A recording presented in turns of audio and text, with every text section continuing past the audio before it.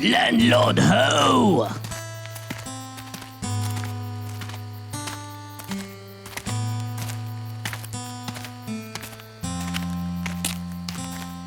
This place hath a forbidding aspect, meseemeth. Two men stood in front of the forest tavern.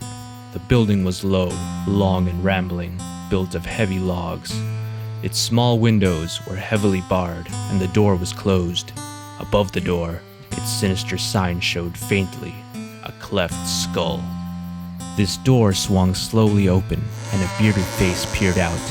The owner of the face stepped back and motioned his guests to enter, with a grudging gesture it seemed. A candle gleamed on a table. A flame smoldered in the fireplace. Your names? Solomon Kane. Gaston Leharmont. But what is that to you? Strangers are few in the Black Forest. Bandits many. Sit at yonder table and I will bring food. The two men sat down, with the bearing of men who have traveled far. One was a tall, gaunt man, clad in a featherless hat and somber black garments, which set off the dark pallor of his forbidding face. The other was of a different type entirely, bedecked with lace and plumes, although his finery was somewhat stained from travel. He was handsome in a bold way, and his restless eyes shifted from side to side, never still an instant. The host brought wine and food to the rough-hewn table and then stood back in the shadows like a somber image. His features, now receding into vagueness, now luridly etched in the firelight as it leaped and flickered, were masked in a beard which seemed almost animal-like in thickness. A great nose curved above his beard, and two small red eyes stared unblinkingly at his guests. And who are you? I am the host of the Cleft Skull Tavern. Do you have many guests? Few come twice. Kane started and glanced up, straight into those small red eyes, as if he sought for some hidden meaning in the host's words. The flaming eyes seemed to dilate, then dropped sullenly before the Englishman's cold stare. I'm for bed. I must take up my journey by daylight. And I, host. Show us to our chambers. Black shadows wavered up the walls as the two followed their silent host down a long, dark hall. The stocky, broad body of their guide seemed to grow and expand in the light of the small candle which he carried, throwing a long, grim shadow behind him. At a certain door he halted, indicating that they were to sleep there. They entered. The host lit a candle with the one he carried, then lurched back the way he had come. In the chamber, the two men glanced at each other.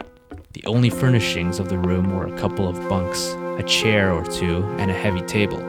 Let us see if there be any way to make fast the door. I like not the looks of mine host. There are racks on the door and jam for a bar, but no bar. We might break up a table and use its pieces for the bar. Mon Dieu, you are timorous, monsieur. I like not being murdered in my sleep. My fate? We are chance met. Until I overtook you on the forest road an hour before sunset, we had never seen each other. I have seen you somewhere before, though I cannot now recall where. As for the other, I assume every man is an honest fellow until he shows me he is a rogue. Moreover, I am a light sleeper and slumber with a pistol at hand. I was wondering how monsieur could bring himself to sleep in a room with a stranger. All right, monsieur Englishman, let us go forth and take a bar from one of the other rooms. Taking the candle with them, they went into the corridor. Utter silence reigned, and the small candle twinkled redly and evilly in the thick darkness. Mine host has neither guests nor servants. A strange tavern. What is the name now? These German words come not easily to me. The Cleft Skull? A bloody name, in faith. They tried the rooms next to theirs, but no bar rewarded their search. At last they came to the last room at the end of the corridor. They entered. It was furnished like the rest, except that the door was provided with a small barred opening, and fastened from the outside with a heavy bolt, which was secured at one end to the door jamb. They raised the bolt and looked in. There should be an outer window, but there is not. Look! The floor was stained darkly. The walls and the one bunk were hacked in places, great splinters having been torn away. Men have died in here. Is yonder not a bar fixed into the wall? Aye, but 'tis made fast. The A section of the wall swung back. A small secret room was revealed, and the two men bent over the grisly thing that lay upon its floor. the skeleton of a man, and behold how his bony leg is shackled to the floor. He was imprisoned here and died. Nay, the skull is cleft. Methinks mine host had a grim reason for the name of his hellish tavern. This man, like us, was no doubt a wanderer who fell into the fiend's hands. Likely. Gaston was engaged in idly working the great iron ring from the skeleton's leg bones. Failing in this, he drew his sword and with an exhibition of remarkable strength, cut the chain which joined the ring on the leg to a ring set deep in the log floor. Why should he shackle a skeleton to the floor, mon bleu? 'Tis a good waste of chain. Now, monsieur, I have freed you and you may go where you like. Have done. No good will come of mocking the dead. The dead should defend themselves. Somehow, I will slay the man who kills me, though my corpse climb up 40 fathoms of ocean to do it. Cain turned toward the outer door, closing the door of the secret room behind him. He liked not this talk which smacked of demonry and witchcraft, and he was in haste to face the host with the charge of his guilt. As he turned with his back to the Frenchman, he felt the touch of cold steel against his neck and knew that a pistol muzzle was pressed close beneath the base of his brain. Move not, monsieur. Move not, or I will scatter your few brains over the room. The Puritan, raging inwardly, stood with his hands in air, while Learmont slipped his pistols and sword from their sheaths. Now you can turn. Cain bent a grim eye on the dapper fellow, who stood bareheaded now, hat in one hand, the other hand leveling his long pistol. Gaston the Butcher. Fool that I was to trust a Frenchman. You range far, murderer. I remember you now. With that cursed great hat off, I saw you in Calais some years ago. Aye, and now you will see me never again. What was that? Rats exploring on skeleton. Cain watched the bandit like a hawk, waiting for a single slight wavering of that black gun muzzle.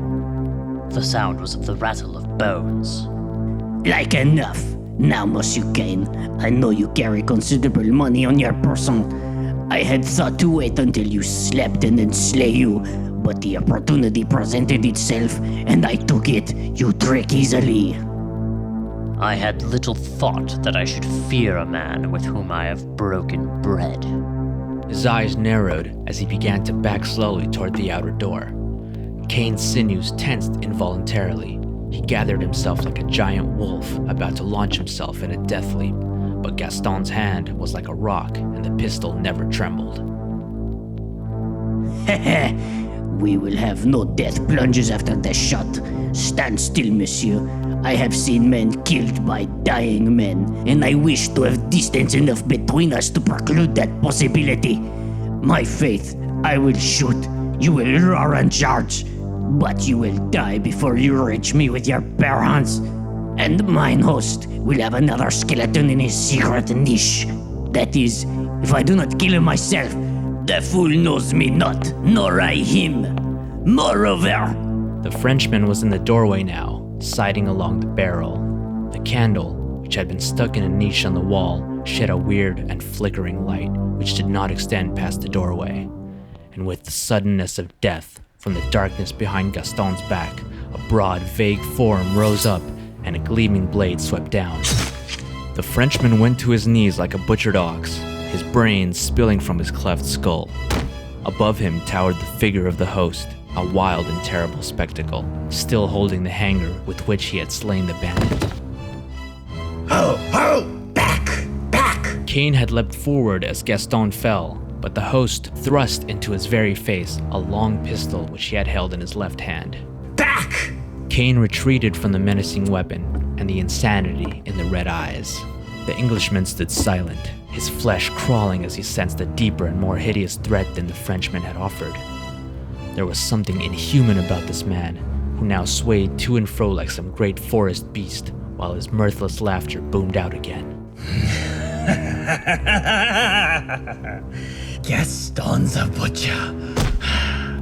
Oh, my dear brigand will hunt no more. I had heard of this fool who roams the Black Forest. He wished gold, and he found death. Now your gold shall be mine, and more than gold. Vengeance! I am no foe of yours. All men are my foes. Look, the marks on my wrists. See, the marks on my ankles. And deep in my back, the kiss of the knot. And deep in my brain, the wounds of the years of the cold, silent cells where lay as punishment for a crime I never committed. Cain made no answer. This man was not the first he had seen whose brain had shattered amid the horrors of the terrible continental prisons. But I escaped. And here, I make war on all men! What was that? Did Cain see a flash of fear in those hideous eyes? My sorcerer is rattling his bones. Dying, he swore his very bones would weave a net of death for me. I shackled his corpse to the floor, and now, deep in the night, I hear his bare skeleton crash and rattle as he seeks to be free, and I laugh! I laugh. Oh, how he yearns to rise and stalk like old King Death along these dark corridors where I sleep, and to slay me in my bed. Suddenly, the insane eyes flared hideously. You were in that room, you and that dead fool. Did he talk to you? Cain shuddered in spite of himself. Was it insanity, or did he actually hear the faint rattle of bones, as if the skeleton had moved slightly? Cain shrugged his shoulders. Rats will even tug at dusty bones. The host was laughing again. He sidled around Cain, keeping the Englishman always covered, and with his free hand opened the door. All was darkness within, so that Cain could not even see the glimmer of the bones on the floor. All men are my foes. Why should I spare any man? Who lifted a hand to my aid when I lay for years in the vile dungeons of Karlsruhe, and for a deed never proven? Something happened to my brain then. I became as a wolf, a brother to these of the Black Forest to which I fled when I escaped. They have feasted my brothers, and all who lay in my tavern. All except this one who now clashes his bones, this magician from Russia. Lest he come stalking back through the black shadows when night is over the world and slay me. For who may slay the dead? I stripped his bones and shackled him. His sorcery was not powerful enough to save him from me, but all men know that a dead magician is more evil than the living one. Move not, Englishmen! Your bones I shall leave in this secret room beside this one. The maniac was standing partly in the doorway of the secret room now, his weapon still menacing Cain.